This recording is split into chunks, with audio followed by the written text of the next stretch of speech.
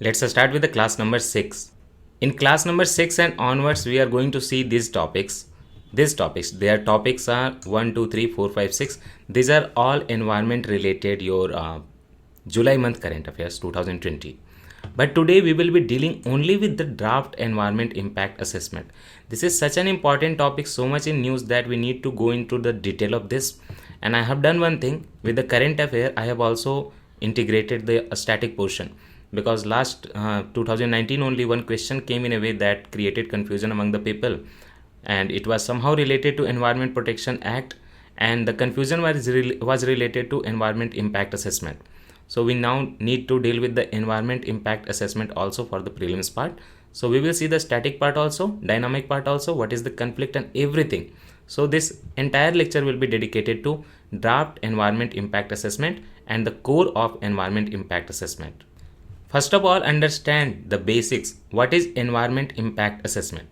You are creating an industry or project, any kind of infrastructure on a green field where there is nothing present except the natural environment. Now you are going to do something there.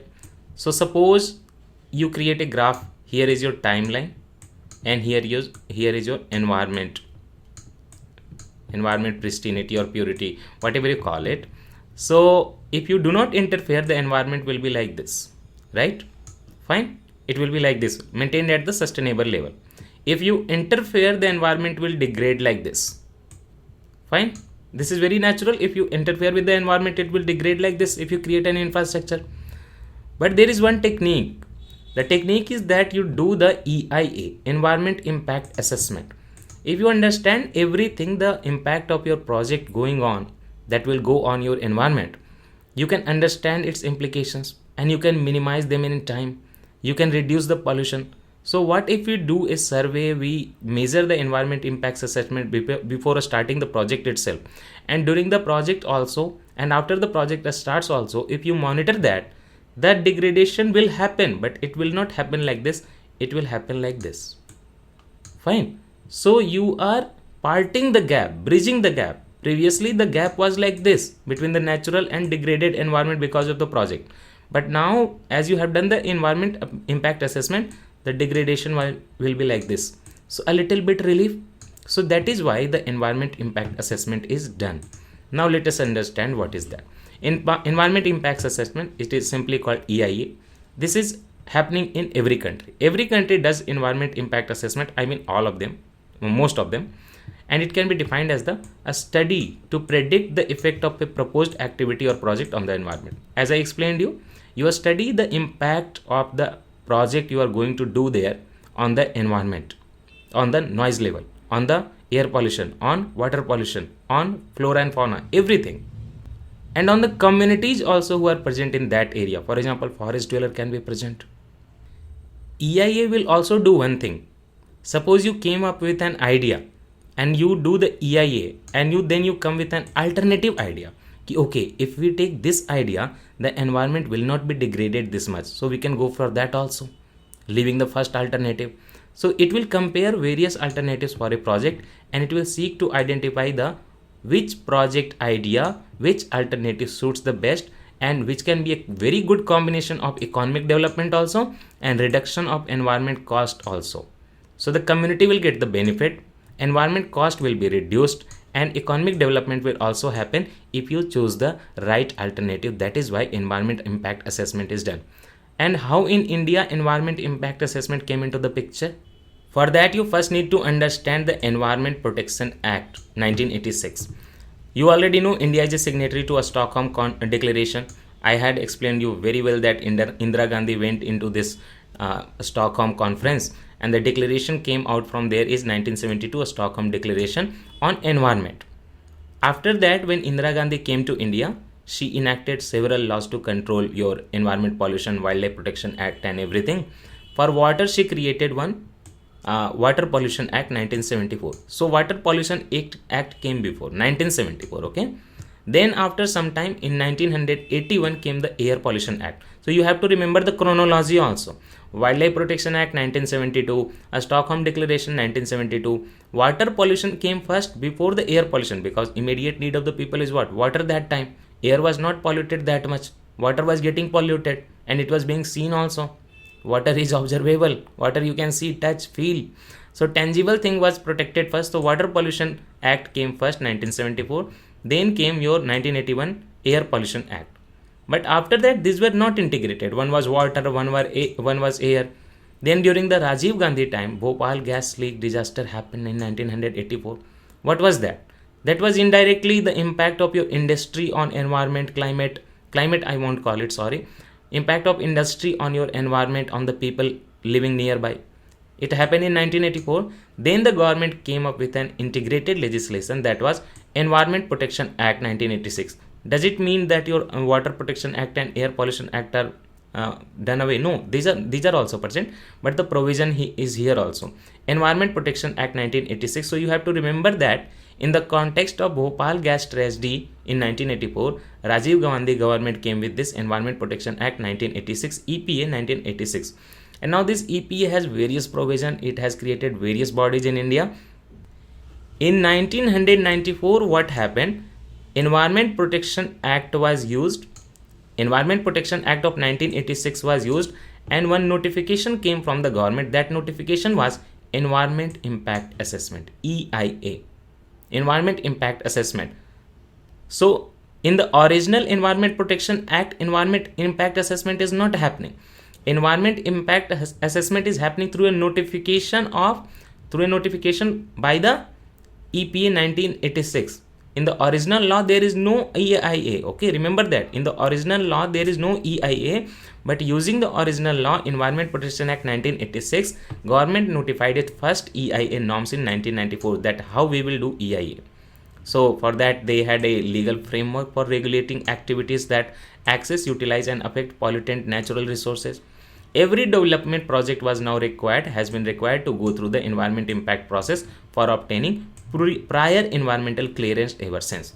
So before you create your industry, before you create your project, you have to get the EIA. You have to go through the EIA process, and you have to go through the environment impact assessment. You have to obtain the environment clearance also, which is called EC, environment clearance.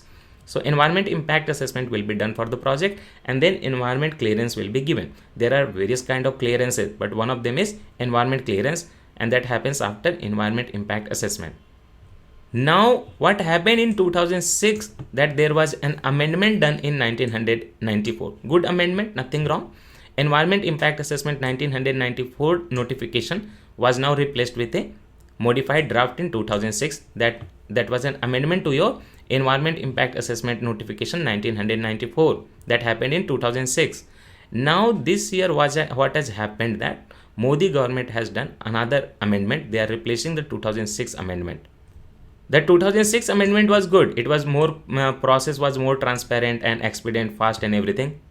Now also the government is saying that the process will be more transparent and expedient, but activists have raised some serious concerns about the 2020 amendment to the Environment Impact Assessment of 2006.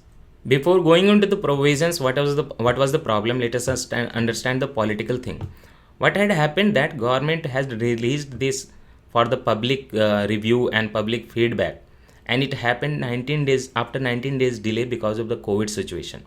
So the people demanded that you extend it by 60 days. So previously government said that okay fine, we will be extending the deadline of the public review and public feedback by 60 days, and we will be doing it till August 10. But suddenly what happens, that environment minister says that no, now the new deadlines will be on June 30 only, we will be closing it. So limiting the extension to only 20 days instead of 60 days. So this did not go down well with the activists. So they went to the Supreme Court and Delhi High Court. First Delhi High Court.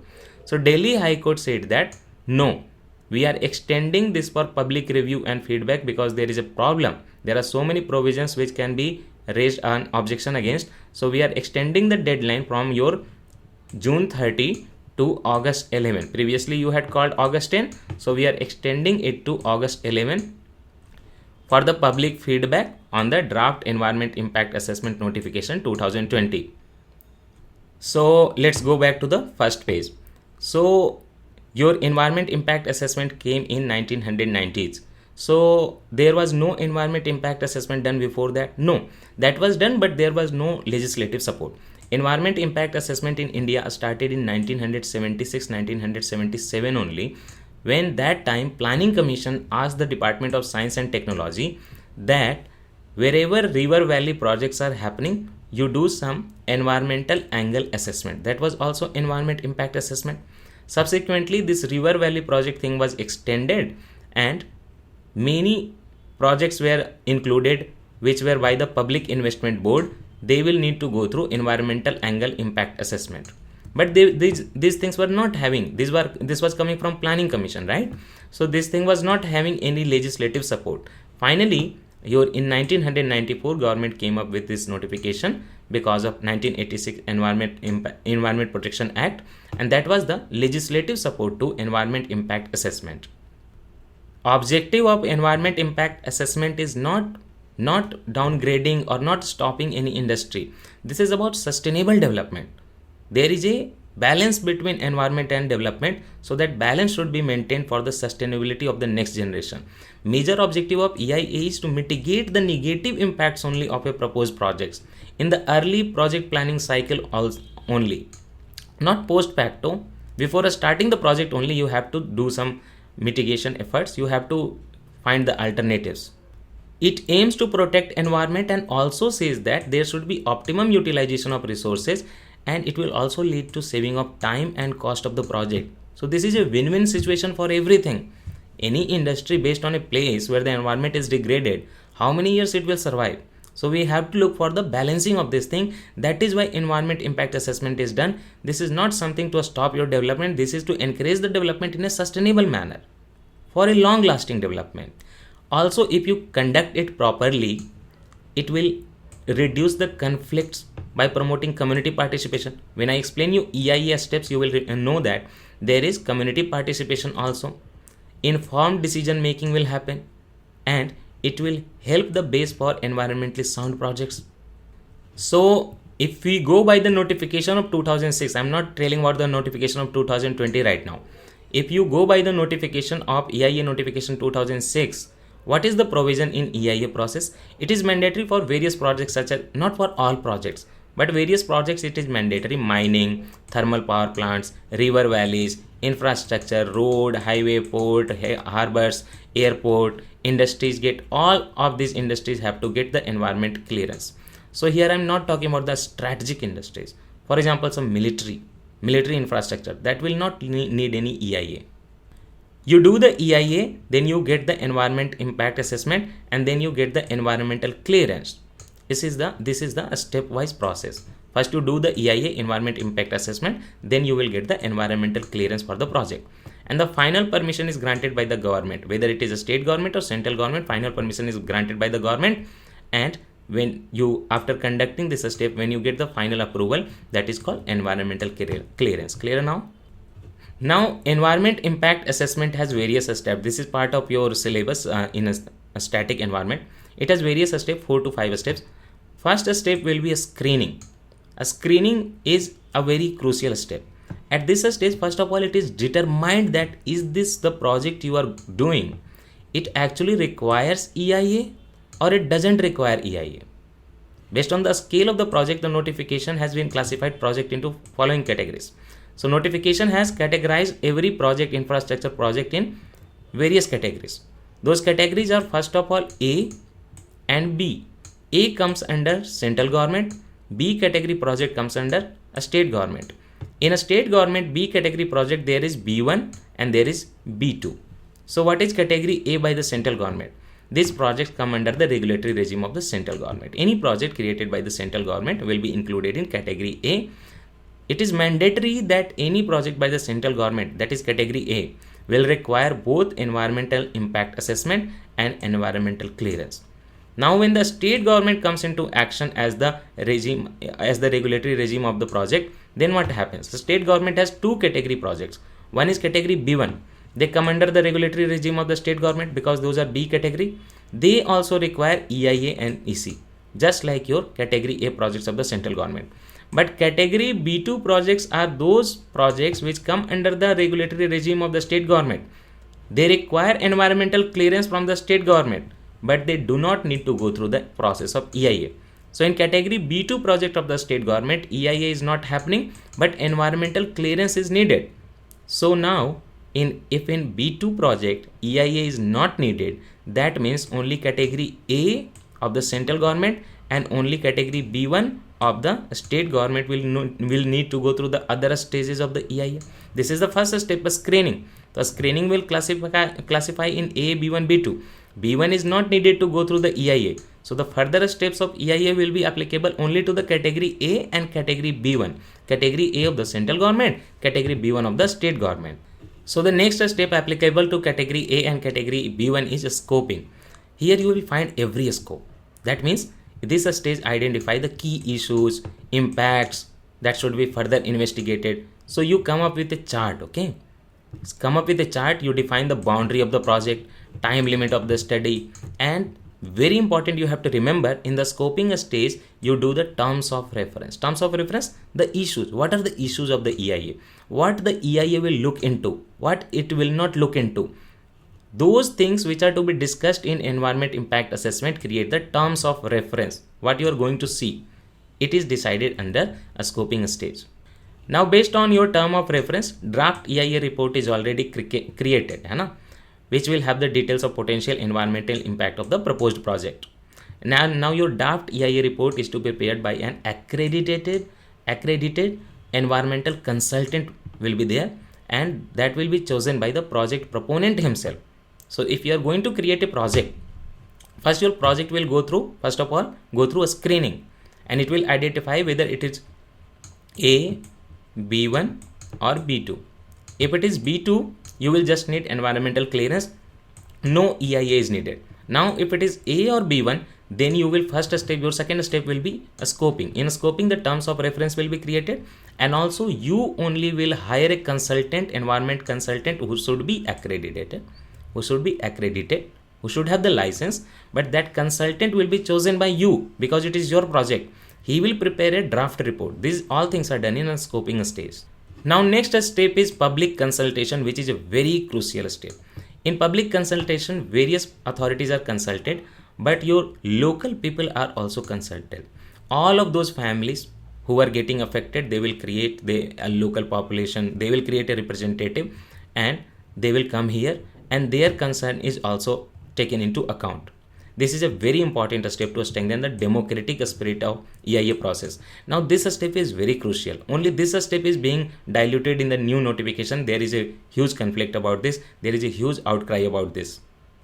This public hearing is organized by a state or union territory pollution control board. You have SPCB and CPCB, Central Pollution Control Board, and a State Pollution Control Board. So the State Pollution Control Board will come into action. They will organize a public hearing. Local population, their concern will also be taken into the account.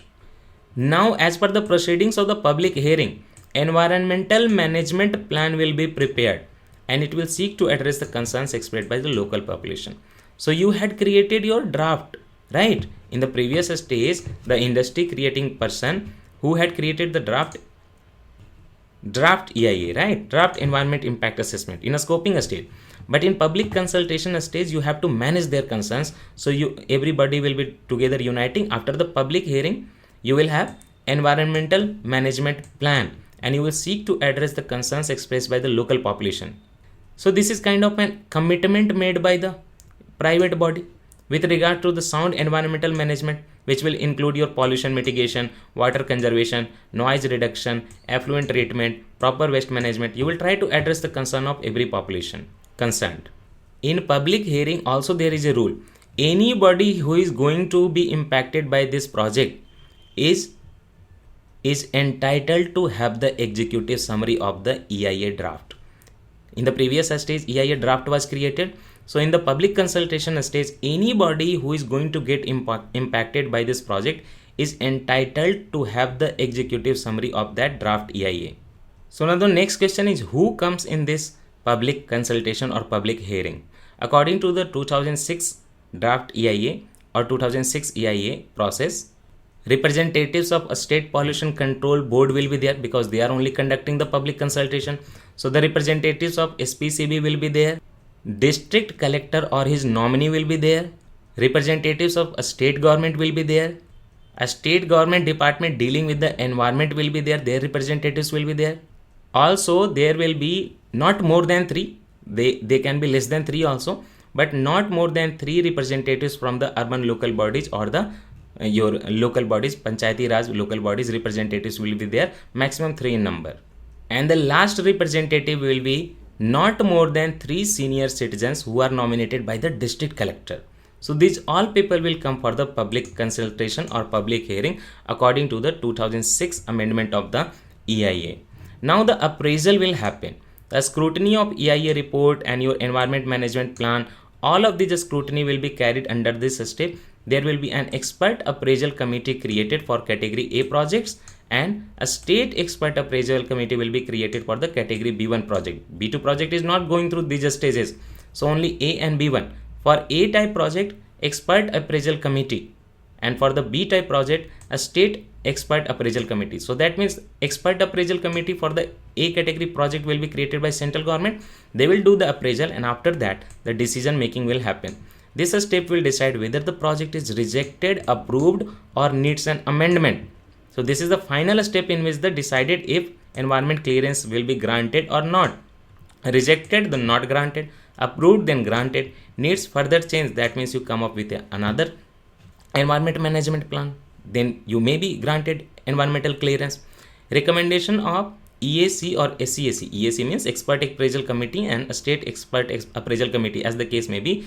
This recommendation forms the basis for final decision of the environmental clearance or not. So category A projects, the decision making authority is the Ministry of Environment, Forest and Climate Change. The expert appraisal committee will give them report and these recommendations, and based on this recommendation, Ministry of Environment, Forest and Climate Change will see if they are granting the category A project any approval or not. What about the category B1 project? They will get the recommendation from a state expert appraisal committee, and according to that, the state environment impact authority is there, assessment authority is there in every state. They will take the decision. The members of a state environment impact authority are nominated by the concerned state government for a fixed term. So this is not like your environment and forest climate change ministry, but for a fixed term, a state creates one body, a state EIA authority, and that authority will take the final decision of environmental clearance based on the state expert appraisal committee report and recommendation. Now the environmental clearance is given, the project comes into an action if approved, or if approved after the amendment. But what after that? What if the company doesn't follow the environment management plan it had created? So we need to do the post monitoring also. This is happening after environmental clearance. This stage comes only once the project is commissioned or starts. It will check that you are ensuring the impact of the project does not exceed the legal standards. You are allowed to do this much, and now you are exceeding the limits, the legal limits, and you are also implementing the mitigation measures as you had said in the EIA report and EMP plan. So what are the disputes about? We do not need to the solution, okay? We do not need to know the solution. What are the disputes with the proposed draft? First of all, the first dispute is that I told you so many times that the public consultation was the most important step. Previously, public consultation was more than that, but now it is reduced to a maximum of 40 days. Here we could not get the previous limit, but now it has been shortened. You have to remember only that it has been reduced, and now it has been reduced to a maximum of 40 days only. I'm not talking about the draft EIA. I'm talking about the public consultation hearing a step of the impact assessment EIA. That period has been reduced to maximum of 40 days only. Some projects had been said to also the post facto approval thing is there. The new draft allows for post facto approval for the project. So that means you start the project and you will do the environment impact assessment later. So government is saying that no, there is no problem. Suppose some project is started and it is degrading the environment, then we will find and we will get extra compensation, extra penalty. You will get the money and penalty, but the environment is already degraded a lot. So this has been a conflict. This has been a dispute about the post facto approval. It means that the clearance for the projects can be awarded even if they have started the construction or have been running phase. Without securing environment clearance, without EC, you have started the project. Later, you are not following the rules, you will pay back. You will give the compensation and penalty, but the environment is already degraded. So this post facto approval is another matter of conflict. One conflict is public consultation hearing has been shortened to the maximum 40 days. Also, there is compliance report issue. You have to maintain the compliance. The 2006 notification had said that any project proponent will need to submit a report every 6 months in the monitoring stage. I told you about this stage, right? Post monitoring. So monitoring stage, compliance report was to be submitted every 6 months. Now, no. Now it has to be submitted a report only once a year. Simply diluted, right? Previously 6 months you had to give by the project proponent, they had to give the compliance report. Now they have to give the compliance report every 1 year only. So for the 6 months you had been given the compliance report, that was ensuring that you were limiting your activities in the permission granted. But now you might cross the permission, and by the end of the year you reduce pollution and get through this. So this is a problem. The interval is increased. There are more problems. One is simply bypassing the EIA process. What is that? In the draft notification, it is mentioned that central government will get the power to categorize project as a strategic, and any project can be declared by the central government as a strategic. Now, once a project is considered as strategic, the draft notification states that no information related to such projects will be placed in the public domain. No information in the public domain. So how will this EIA happen? Nothing will happen, because government has got the right to declare one project as a strategic. And now a strategic project information is not to be given in the public domain. So simply bypass the EIA process. So what happens when a project is declared as strategic? Everything goes in government hand. Now if any violation happens, that can only be reported suo motu by the project proponent or by the government authority. So the public is no more in the scene. Either project proponent says that we have violated it, and second, the government says that we are doing the environmental degradation. These things can happen. Or appraisal committee or regulatory authority. But your natural justice principle is not followed. The people who were getting impacted, they have no say here. This is simply bypassing of the EIA process. Also, listen more. Previously, it was there that any existing project which has 20,000 square meters or more area required any new construction site which had area of 20,000 square meters or more, they needed to go through the detailed scrutiny by the expert committee. Okay. Now the government is saying that new construction projects up to 1,50,000 square meters do not need any detailed scrutiny by the expert committee, the state expert committee and the central expert committee, nor do they need any EIA studies and public consultation. So EIA is simply bypassed for any project which has an area less than or equal to 1,50,000 square meters. Previously it was only 20,000 square meters. So a huge dilution. During the public hearing, time provided to the public to submit their responses was previously 30 days. Now the response period has been reduced to 20 days only. Public hearing has been reduced to 40 days overall, but the response from the public was to be given in 30 days previously. Now that response time is reduced to only 20 days. It also allows the declaration of some areas as economically sensitive areas. Economically sensitive areas. I'm not saying ecologically sensitive areas. Economically sensitive areas. Those areas without a public hearing or environmental clearance can be created. This is a very severe red flag. Because several red and orange classified toxic industries could now operate, because even if they are close to 0 to 5 km from a protected areas, because they have been declared as economically sensitive areas. Toxic industries are classified as red and orange according to their pollution level. So do not go into the detail of that. But economically sensitive areas will not need any public scrutiny, will not need any environmental clearance, and they might be very close to protected areas also. One more thing. Now the increased validity of the environment clearance for mining projects, if you get the clearance once, for the mining project your validity will be 50 years. Previously it was only 30 years. You had to go through another EIA. Now you can go through 50 years without another EIA, no problem. And for the River Valley project, it was previously 10 years. You had to go for another EIA. Now it has been increased to 15 years. This might lead to irreversible environmental damage.